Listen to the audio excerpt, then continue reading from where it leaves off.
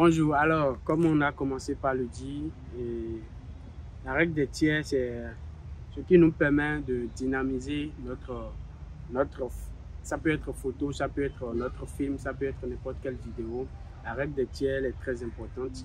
Il faut vraiment l'appliquer à la lettre, je vais dire à la lettre. Et comme on a commencé par dire, on peut l'appliquer selon la position du sujet, bien du personnage, bien de l'objet qu'on veut filmer. On peut aussi l'appliquer selon la direction du regard de la personne. Par exemple, si une personne regarde là-bas, il faut vraiment filmer la personne selon la direction de son regard et appliquer les tiers dans le cadrage. Et il faut suivre aussi le mouvement parce que il y a dans des films ou bien surtout dans des films, je vais dire, ou bien dans des vidéos où le sujet ou le personnage est en train de marcher. Donc, il faut suivre la direction du mouvement de la personne pour effectuer les règles de tiers sur le personnage.